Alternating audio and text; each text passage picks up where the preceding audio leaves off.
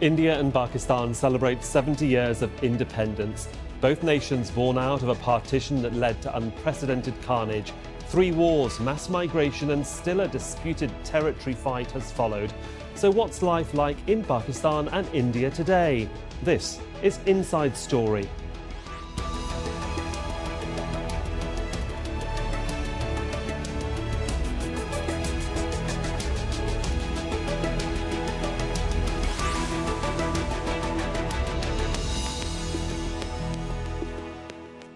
Welcome to the programme. I'm Sohail Rahman.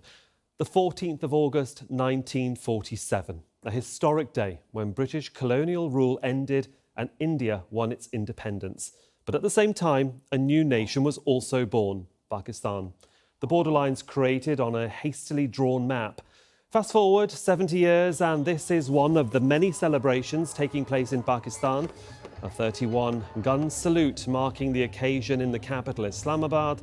But the legacy of divide and conquer, followed by freedom, mostly always comes at a cost. India and Pakistan have fought 3 wars and continue to experience internal violence as well as religious and ethnic intolerance.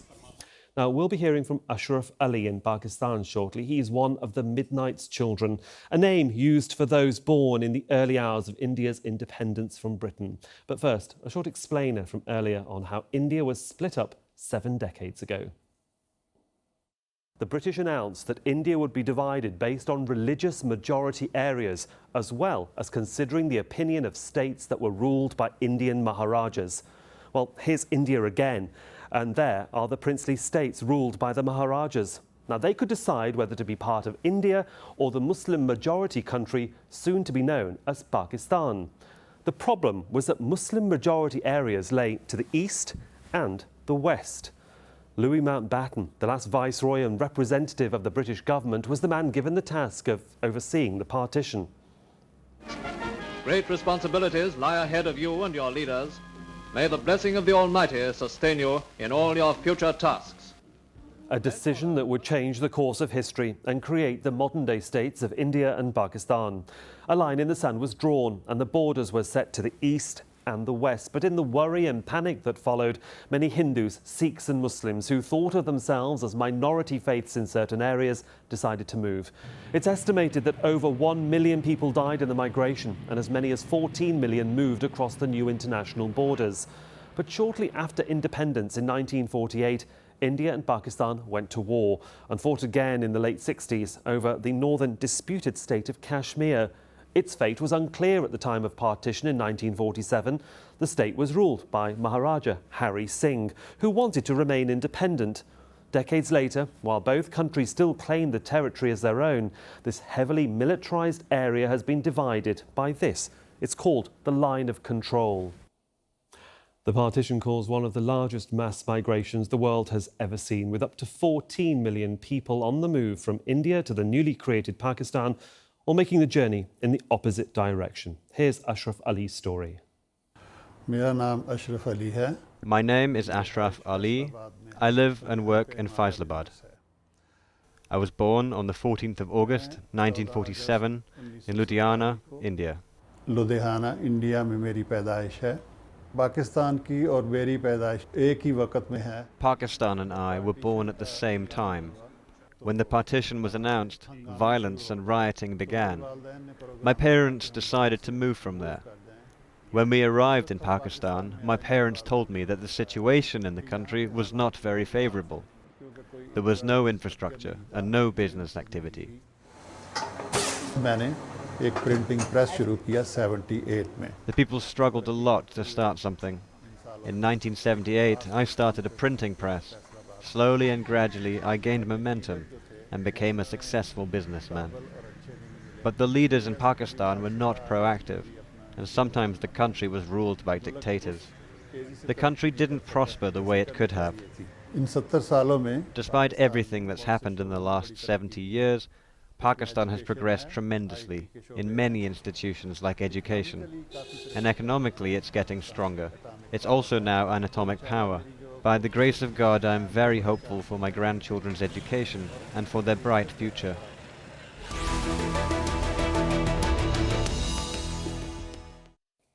Well, let's bring in our panel for this edition of Inside Story. Joining me from Lahore in Pakistan, we have Raza Karim, an international lawyer and activist. Gurpal Singh is a professor of Sikh and Punjab studies at the School of Oriental and African Studies and joins me via Skype from Leicester in England. And from New Delhi, Uday Bhaskar, director of the Society for Policy Studies, a retired commodore from the Indian Navy. Gentlemen, welcome to all of you. Mr. Kazim, can I begin with you in Pakistan, in Lahore? What a difference a day makes when it either be the 14th or the 15th of August. It has many mixed emotions for those people that either lived through the partition or continue to live with the effects of what is physically a line in the sand. Well, yes, of course, this has been a lifetime. I've spent 70 years now in Pakistan, and it was a time of illusion and disillusionment and rethinking. That is how I would sum it up. Now, after disillusionment, as I said earlier, that we had a great deal of illusions that Pakistan would be a brand new place, completely and qualitatively different from the experience of colonial India. But it was not to be so. As I said earlier, that what we confronted was a huge vacuum, a human vacuum, an economic vacuum, and A social vacuum as well. Vacuum of governance as well. Yes, and that we had to grapple and muddle through somehow in the early days. But thereafter, once things began to settle down, it appeared that there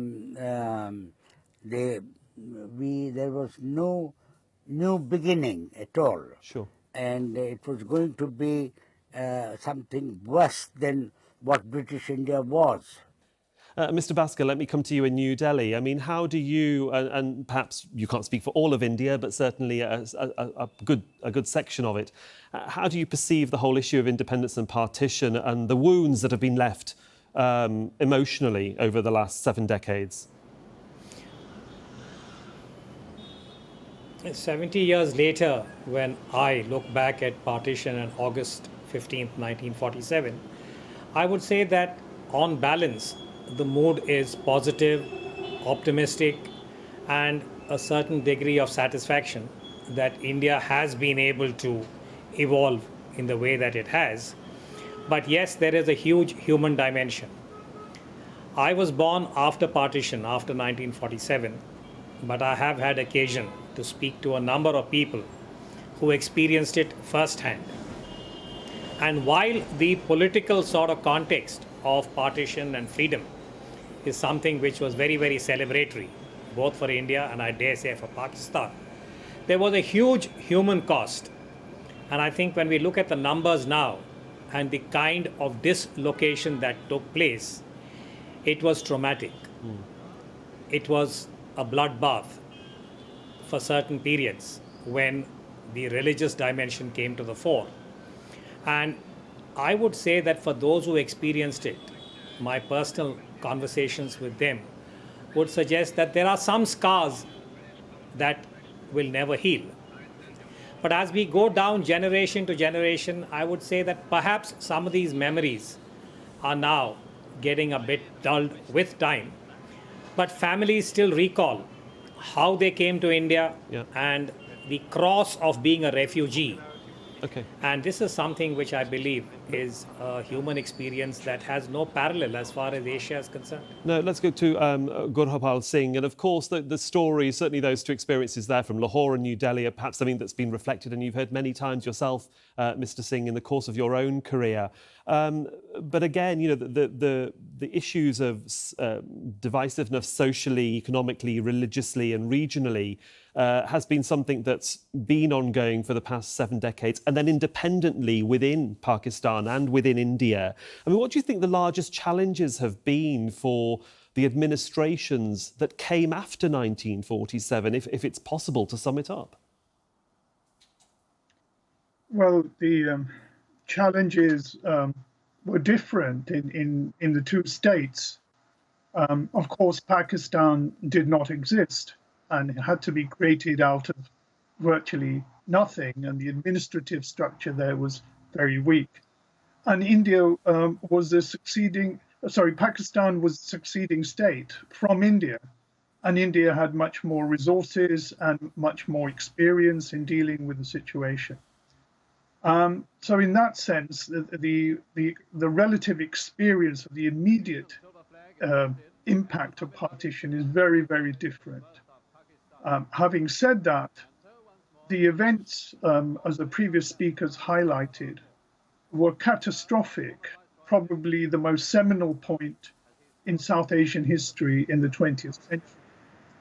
And in that sense, they have shaped both the history of Pakistan and India itself, and are very much embedded in the national discourse of each of these countries.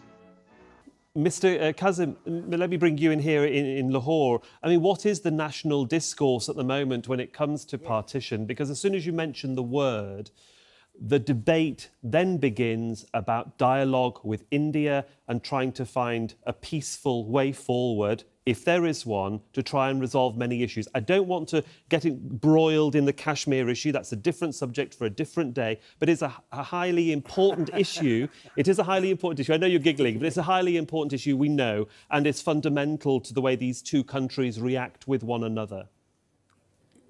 Yes. Now, look, India and Pakistan are part of the overall global situation, and they have an impact upon Indian policies and Pakistani policies. And I'm sure that countries other than India and Pakistan have interests in where India goes and how it goes, and the same about Pakistan. So we're not only suffering from the problems of partition and Kashmir issues, we're also involved with the geopolitics, global geopolitics. And large countries have, such as the United States, have an interest in India. Vis-a-vis China maybe, I don't know. But certainly in Pakistan, vis-a-vis the Soviet Union as it was until 1990.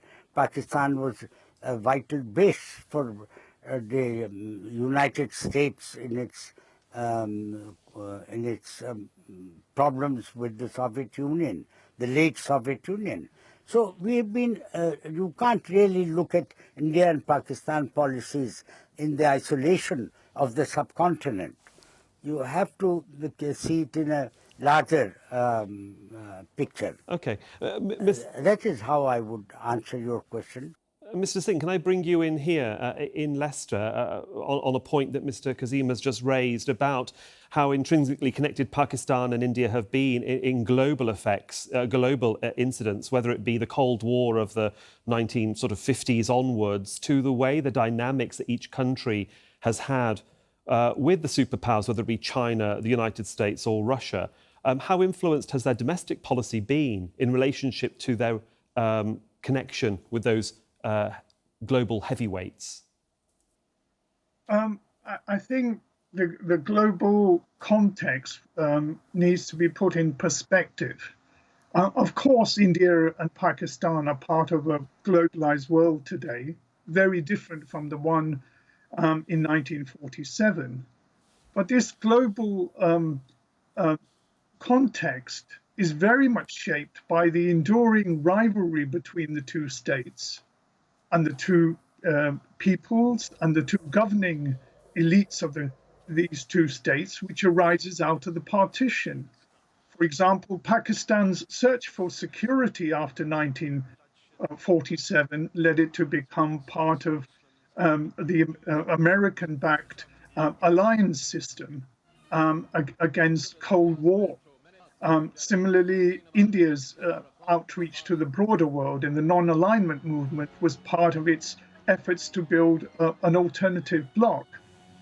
But if you look at the rhetoric and the rivalry of the political elites in the two countries, it's very much coded in the pre-partition period between the Muslim League and the Congress, and nowadays between the Muslim League and the BJP. I cannot see how we can escape the dead hand of history in the relationship between these two states. And then, therefore, I'll come back to Mr. Bhaskar in New Delhi. What is then, you might say, the relationship as you see it between India and its former colonial power, the United Kingdom, and sometimes the relationship that the UK has with Pakistan? You know, is it a good one? Is it a bad one? Is it an indifferent one? How would you describe it in 2017? I would describe the relationship between India and Britain 70 years later as being a very affable one, meaning that there is a certain comfort level between New Delhi and London, and this is something that is reflected in the kind of political and the societal relationship between the two countries even after Brexit and the various convulsions that have gone on in Britain and Europe over the last few years. So to that extent, I think for London and Delhi, there is a certain inbuilt comfort level. But I do want to get back to the point that both my other panelists had touched upon already, which is the nature of the discourse in India as also about the other. I briefly want to bring in this whole question of the genesis of August 1947, which was the Pakistani commitment to what they call the two-nation theory, and the sense that you could build a state based on religion alone. And at the time, Pandit Jawaharlal Nehru, who later becomes India's first Prime Minister, and the founding fathers, who believed in a certain underlying principle of what you might call as secularism, where religion was not the predominant determinant for statehood and national identity. I think if you look at this from that perspective, for India, I think the discourse here would suggest that Pakistan has not been able to come to terms with its own internal dynamic and the role of the military. 50 out of 70 years, the military has been in the driver's seat in Pakistan, has led to what one of my panelists had called the enduring rivalry between the two. Well, then let's ask the Pakistani panelist, Mr. Raza Karim, about the issue of Jinnah's very untimely death within a year of partition. No other statesman really of his stature to take over. Yes, there was a prime minister and prime ministers after that took over, but it really was, as Mr. Singh also said, the institutions were not in Pakistan. There was no, in theory, rule of law or redress and a constitution, more importantly, that the Pakistanis could go to appeal. I mean, how important were those early years in the way that Pakistan has addressed the issues of social and legal responsibility in the country? Well, I would say, to put it politely, that we've been muddling through since Jinnah. I happened to be at his funeral as well, so I recall vividly the context of your question. And we've been muddling through. I personally, you see, I must share with you the fact that I have been a dissident in this country for 70 years. I've been to prison 5 times without having been ever convicted, and just for disagreeing. Now, I personally am of the view that we need to go back to the beginning and start discovering a new civilization, a whole holistic structure for the society. I think that bits and parts of society are not going to be easily repairable or manageable. We'll have to take a holistic view. If that is possible, I think you're and Mr. Bhaskar certainly. So Mr. Bhaskar's agreeing. I just want to bring Mr. Singh in here because I think he agrees with you as well. That bringing in that holistic approach to try and sort the problems out is one thing, Mr. Singh. But what we have found, and we've seen it on the flags of both India and Pakistan, there is a big white stripe on both flags, which was supposed to represent the minorities of the countries when they became independent, regardless of whether they were Hindus or Muslims. And it is them, whether it's Christians, Sikhs, Jews, they were all supposed to be protected, but in the partition, not everybody got a fair say, did they? In self-determination to a certain extent, it was very much either you're Muslim or you're Hindu, and this is where the line's going to be.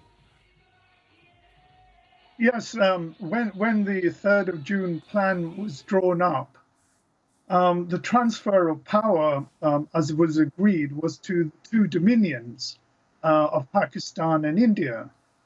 So in a sense, the minor nationalities or minor groupings or anybody who disagreed with that settlement were marginalized.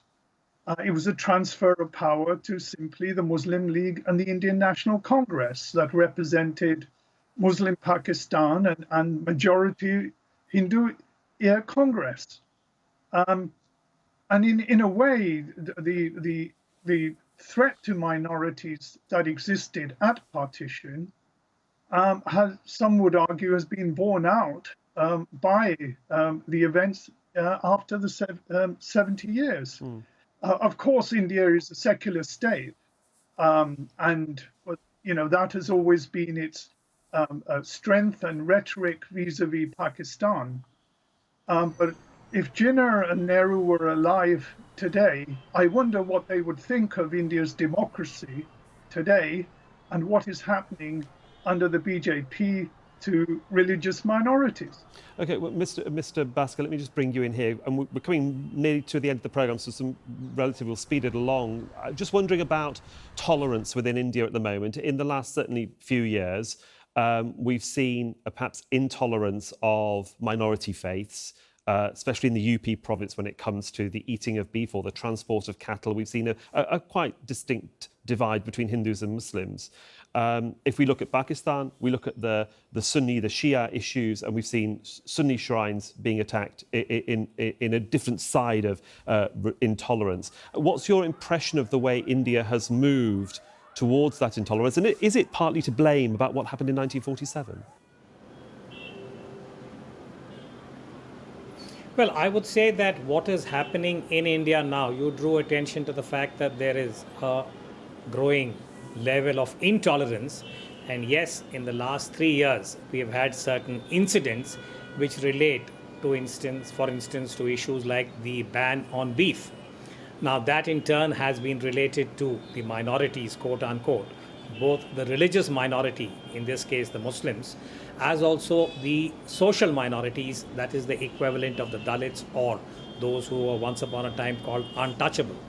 So I think if you look at this in a larger context, as an Indian, many of us are uneasy, and this has been expressed in different ways, but there is a certain, I would say, level of confidence about the Indian commitment to the Constitution. Now, India gave unto itself a constitution in January of 1950, and that is where I think the whole concept of citizenship that goes beyond any kind of sectarian identity was enshrined. We had Dr. Ambedkar, who had brought in a number of clauses. So I think I would say this at an individual level, that yes, there is a sense of unease and disquiet about what has happened in, say, recent months.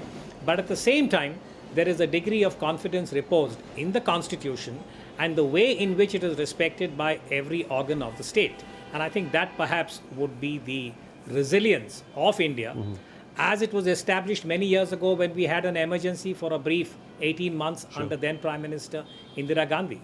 So I would say that is really the saving grace for India. And I do not want to say anything about Pakistan when we have such an eminent lawyer with us on the panel. Indeed, I'm sure Mr. Kazim appreciates that. Unfortunately, we have actually run out of time. It's one of those subjects that we will come back to again, hopefully not in another 70 years, but sooner rather than later. But gentlemen, there, unfortunately, I do have to leave it there.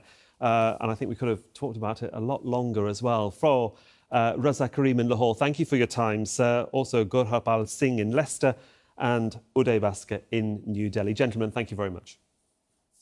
And thank you for watching. Of course, you can see the programme again anytime by visiting our website at aljazeera.com. And for further discussion, go to our Facebook page. That's at facebook.com/AJ Inside Story. You can also join the conversation on Twitter. Our handle there is at AJ Inside Story. From me, Sohail, Rahman, and the rest of the Inside Story team, thanks very much for your time and your company.